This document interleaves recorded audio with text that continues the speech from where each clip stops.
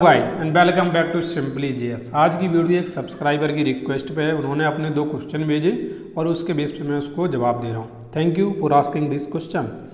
सो इसके अंदर क्या है, इसके अंदर उनका जो मेन डाउट है वो ये है कि इसके अंदर जब मैं लेट कीवर्ड का यूज कर रहा हूँ तो इसके अंदर 1 2 3 4 5 जो आउटपुट अपन को मिल रहा है, और जब मैं इसके अंदर बेयर कीवर्ड का यूज कर रहा हूँ तो इसके अंदर जो आउटपुट मिल रहा है अभी चेंज होके अपन को आउटपुट मिल रहा है 6 6 6 6 6।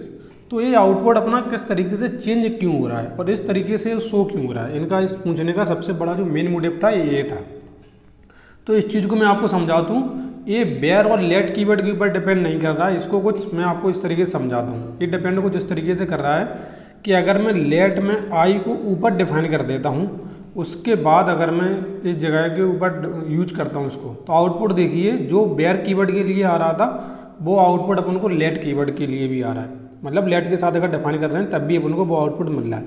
तो इसका मतलब क्या है, इसका मतलब ये है कि जब आप वैल्यू को यूज कर रहे हैं उसके पहले अगर डिफाइन कर रहे हैं तो हो क्या रहा है, for loop continuously, for loop ध्यान से सुनना, अगर यहाँ पे मैं सेट टाइम आउट का अगर हटा दूँ तब ये आउटपुट नहीं आएगा। मैं इसको हटा देता हूँ थोड़ी देर के लिए, इसको कमेंट कर दिया।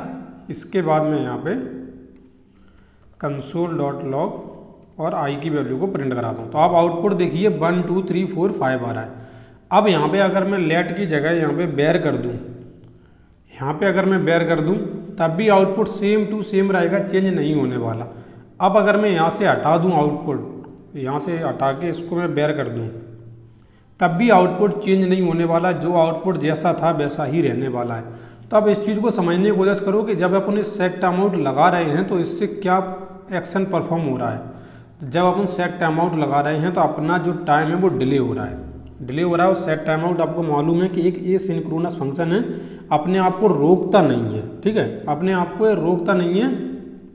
अगर इसके अंदर लेट कीवर्ड का इस जगह पे यूज करते हैं तो यहाँ पे वैल्यू चेंज हो रही है, लेकिन ये क्यों हो रही है, बस इसी जगह का तो मेन मोटिव आपका यही था ना कि ये क्यों चेंज हो रही है। तो इसके लिए सिर्फ सीधा सिंपल सा मेथड है कि लेट और बेयर कीवर्ड के अंदर बहुत ही छोटा सा डिफरेंस होता है कि बेयर कीवर्ड को आप पूरे प्रोग्राम के अंदर कहीं पर भी डिफाइन करो, आप इस जगह पे डिफाइन कर दो, इसके ऊपर डिफाइन कर दो, कहीं पर भी डिफाइन कर दो, वो मेमोरी के सबसे ऊपर जाके वो स्टोर होता है, मेमोरी के सबसे ऊपर जाके स्टोर होता है। और लेकिन लेट कीवर्ड जो है, लेट कीवर्ड को जैसे ही ये पैरेंथेसिस दिखते हैं, जो पैरेंथेसिस यहाँ पे लगे हुए हैं, ये पैरेंथेसिस जैसे ही उसको नज़र आते हैं वो अपना बिहेवियर चेंज कर लेता है। बिहेवियर चेंज किस तरीके से करता है वो अब आपको समझाता हूँ। जैसे यहाँ पे मैंने लेट के लिए यहाँ पे यूज किया कि आई की वैल्यू 1 और यहाँ से अपन पूरा प्रिंट करा रहे हैं। ठीक है, इसके बाद मैं क्या करता हूँ, इसके बाद मैं यहाँ पे console.log और इस आई की वैल्यू को प्रिंट करने की कोशिश कर रहा हूँ। और जब मैं यहाँ पे प्रिंट करने की कोशिश कर रहा हूँ तो यहाँ पे आउटपुट देखिए आई इज नॉट डिफाइंड यहाँ पे लिख के आ रहा है। क्यों लिख के आ रहा है, क्योंकि लेट कीवर्ड जैसे ही इसके अंदर गया तो उसने अपने आप को कुछ इस तरीके से प्रेजेंट किया, अब मैं केवल इस पर्टिकुलर फॉर लूप का बन के रह चुका हूँ। अब इस फॉर लूप के बाहर अगर मुझे कोई यूज करने की कोशिश करेगा तो मैं उसको यूज नहीं करने दूंगा खुद को। लेकिन अगर मैं यहाँ पर लेट की जगह बेयर कीवर्ड का यूज करूँगा, बेयर कीवर्ड का यूज करूंगा तो आई की वैल्यू अभी देख लेना चेंज हो गई, यहाँ पे 6 हो गई है। क्यों हो गई है, क्योंकि बेयर कीवर्ड को आप कहीं पर भी यूज करो, कहीं पर भी यूज करो, वो अपना जो मेमोरी है, अपनी जो खुद का जो डेफिनेशन है वो मेमोरी के सबसे ऊपर लेवल पर डिफाइन करता है। तो उसको आप यूज इस तरीके से नहीं कर सकते कि मतलब जो लेट कीवर्ड था उसको अपन इस तरीके से यूज नहीं कर सकते कि एक फंक्शन या एक लूप के अंदर आप डिफाइन कर दो फिर उसको आप किसी दूसरी जगह यूज करो। तो वही एक मेन रीजन था कि जिस वजह से अपना let keyword set time out के साथ जब लग रहा है तो बार बार वो खुद को डिफाइन कर रहा है। यहाँ पे समझने की कोशिश करना, जब लेट कीवर्ड इसके साथ लगा तो इसने वैल्यू को अपने आप को चेंज क्यों किया, 1 2 3 4 5 जो कर रहा है, इसको पहले डिलीट करना पड़ेगा मुझे। तो अब आएगा अपना आउटपुट, यहाँ पे console.log पे आउटपुट हाँ आ गया। तो अपना जो लेट कीवर्ड है वो क्या कर रहा है, वो हर 2 सेकंड में खुद को बार बार डिफाइन कर रहा है, वो अपने आप को चेंज नहीं कर, वो बेयर कीवर्ड अपने आप को चेंज नहीं कर पा रहा है। क्यों नहीं कर पा रहा है, इसलिए नहीं कर पा रहा है क्योंकि मेमोरी के अंदर वो सबसे ऊपर डिफाइन हो चुका है। इसलिए मैंने आपको लेट कीवर्ड को भी ऊपर डिफाइन करके बताया कि अगर लेट कीवर्ड को भी अगर अपन पहले डिफाइन कर देते हैं तब भी वो खुद को चेंज नहीं कर सकता।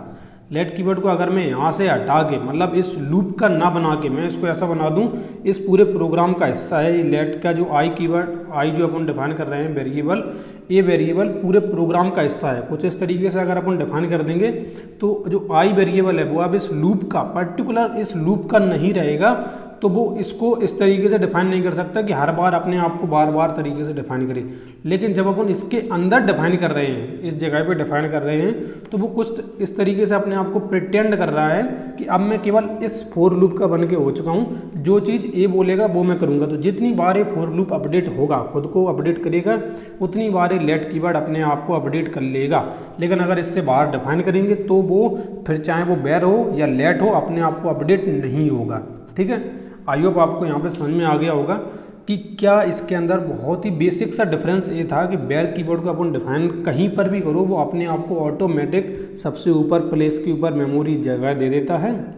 लेकिन लेट कीवर्ड को जैसे ही ये पैरेंथेसिस दिखते हैं वो अपना बिहेवियर चेंज कर लेता है और चेंज करके वो कुछ इस तरीके से बन जाता है कि मैं केवल आपका हूँ, आपके बाहर अगर मुझे कोई यूज करने की कोशिश करेगा तो मैं उसको परमिशन नहीं दूंगा, आप जैसा कहेंगे मैं उस तरीके से काम करूँगा। तो जैसे ही अपना ये फॉर लूप के अंदर कोई भी कंडीशन चेंज होती है वैसे ही ये लगातार अपने आप को चेंज कर लेता है। लेकिन अगर यहाँ पे बेयर कीवर्ड होता, क्योंकि वो सबसे ऊपर डिफाइन हो रहा है, तो वो अपने आप को बार बार चेंज नहीं करेगा। तो सिर्फ यही एक सिंपल रीजन है कि जिस वजह से क्या हो रहा है, जिस वजह से अपना जो सेट टाइम आउट अपन लगा रहे हैं तो अपना जो आउटपुट बेयर कीवर्ड पे और लेट कीवर्ड पे दोनों पे अलग अलग आ रहा है। तो स्वर्णा जी अगर आपको प्रॉपर क्लियरेंस मिल गई है तो कमेंट में यार जरूर बता देना कि हाँ आपको क्लियरेंस मिल गई है। और अगर कोई नहीं मिली, कुछ भी अगर मिसिंग है, एक छोटी चीज़ तो ज़रूर पूछना, क्योंकि हर किसी का एक अलग तरीका होता है पढ़ाई का। तो जो भी अगर छोटा डाउट अगर छोड़ देगा तो आगे चल के बहुत परेशानी आने वाली है। तो हो सके तो जितना छोटा डाउट हो लेकिन पूछना जरूर। ठीक है, ये तो अपना था बोल सकते हैं लेट और बेयर कीवर्ड के लिए। अब इसको मैं बंद कर देता हूँ। अब जो दूसरा डाउट था इनका वो ये वाला था। इसके अंदर उन्होंने पूछा था यहाँ पे, इस जगह पे यहाँ पे उन्होंने पूछा था कि इस बार अगर मैं console.log यूजर नेम कर रहा हूँ तो यहाँ पे वैल्यू केवल एक बार नन प्रिंट हो रही है, और इस जगह पे अगर मैं console.log यूजर नेम कर रहा हूँ तो यहाँ पे 2 बार नन प्रिंट क्यों हो रहा है। तो इसका रीज़न बहुत ही सिंपल सा है स्वर्णा जी, कि इसके अंदर आपने क्या किया, इसके अंदर आपने बोला कि बेयर कीवर्ड यूजर नेम के अंदर मैं सिंपली जेएस को डिफाइन कर रहा हूँ, तो आपने उसको डिफाइन किया। उसके बाद डिफाइन करने के बाद आपने यहाँ पे अपडेट कर दिया बेयर के अंदर यूजर नेम नन, और उसके बाद आपने केवल एक बार यहाँ पे console.log कराया, तो इसीलिए केवल वो एक बार प्रिंट हुआ। यहाँ पे क्या किया आपने, यहाँ पे आपने एक बार वैल्यू के अंदर डिफाइन करके उसको इनिशियलाइज करा दिया, और इनिशियलाइज कराने के बाद आपने उसको अपडेट करा दिया। अपडेट कराने के साथ साथ आपने यहाँ पे प्रिंट भी करा दिया, और इसके बाहर जैसे आया उसके बाद आपने फिर से प्रिंट करा दिया। तो बेयर कीवर्ड जैसा कि मैंने आपको बताया कि बेयर कीवर्ड क्या कर रहा है, बेयर कीवर्ड सबसे ऊपर डिफाइन होता है। तो जैसे ही इसके अंदर जो अपडेट आपने किया, ये अपडेट भी सबसे ऊपर डिफाइन हो चुका है। यहाँ ये चीज़ तो आपको वैसे इस जगह पे ही समझ में आ जानी चाहिए थी, लेकिन फिर भी नहीं आई तो कोई बात नहीं। ये क्या कर दिया इसने, जैसे इसको अपडेट मिला तो इसने सबसे ऊपर जाके डिफाइन कर दिया। तो आप इसको इफ़ ब्लॉक के अंदर करो या इफ़ ब्लॉक के बाहर करो, ये अपना दोनों आउटपुट सेम रखने वाला है। और दूसरी बात, यहाँ पे आपने इफ़ के अंदर ट्रू को लिखा है। अगर मैं यहाँ पे ट्रू की जगह यहाँ पे आप देखो, अगर मैं यहाँ पे फॉल्स लिख देता हूँ, और फॉल्स लिखने के बाद अगर मैं करता हूँ तो यहाँ पे यूजर नेम देखो सिंपली जेएस प्रिंट हो रहा है। तो इफ़ है किया, इफ़ एक्चुअल में खुद में अपने आप में एक बूलियन वैल्यू है। अगर मैं यहाँ पे 0 पास करूँगा तो यहाँ पे ऑटोमेटिक फॉल्स की तरह ट्रीट करता है। अगर मैं यहाँ पे 1 पास कर दूँ तो यहाँ पे देखो वैल्यू नन हो चुकी है। क्यों हो चुकी है, क्योंकि 0 और 1 इफ़ ब्लॉक के लिए बाय डिफ़ॉल्ट डिफाइन रहते हैं कि इनकी वैल्यू फॉल्स और ट्रू की तरह ट्रीट की जाएगी। आपने तो इसके अंदर डायरेक्ट ट्रू पास कर दिया, तो इफ़ वाला जो ब्लॉक है वो कभी अपने आप को गलत साबित करेगा ही नहीं, यानी कि वो हर बार अपने आप को चलाएगा। तो जितनी बार वो चलाएगा उतनी बार अपनी वैल्यू का अपडेट करेगा, और उसके अंदर जो भी ऑपरेशन परफॉर्म होना है वो ऑपरेशन परफॉर्म होगा। इस केस के अंदर console.log यूजर नेम अपना परफॉर्म हो रहा है। तो इस तरीके से अपना जो है 2 बार अपना नन प्रिंट हो गया अपन को कंसोल पे मिल रहा है।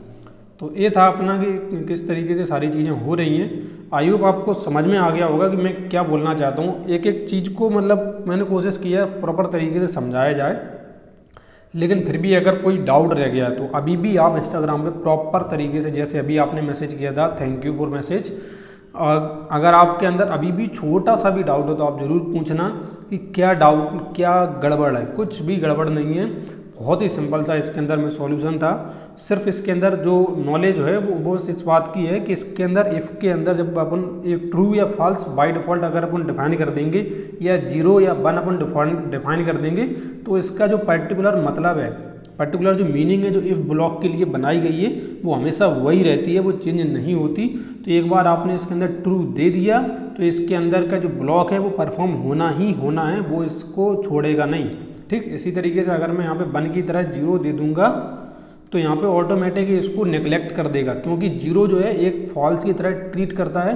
तो इसीलिए यूजर नेम ए वाला जो ऑपरेशन है वो परफॉर्म होगा ही नहीं कभी, क्योंकि 0 की जो मीनिंग है वो पहले से फॉल्स डिफाइन है इफ़ ब्लॉक के अंदर।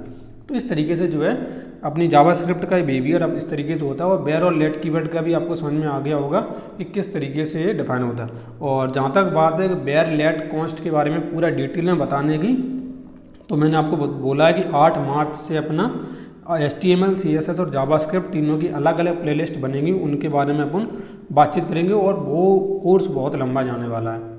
ठीक है, और एक मैंने खुद भी कोर्स निकाल दिया है जिसको अगर आप ज्वाइन करना चाहते हैं इंस्टाग्राम पे मैसेज कर सकते हैं। वो मर्न स्टैक डेवलपमेंट के लिए कोर्स है। पिछली वीडियो जो मैंने बनाई थी उसके रिकॉर्डिंग मैंने सारी डिटेल आपको बता दी है कि क्या क्या होने वाला है कोर्स के अंदर। उस वीडियो को भी आप विजिट कर सकते हैं। ठीक है, तो अपन मिलते हैं नेक्स्ट वीडियो में। जब तक के लिए thank you for watching this video.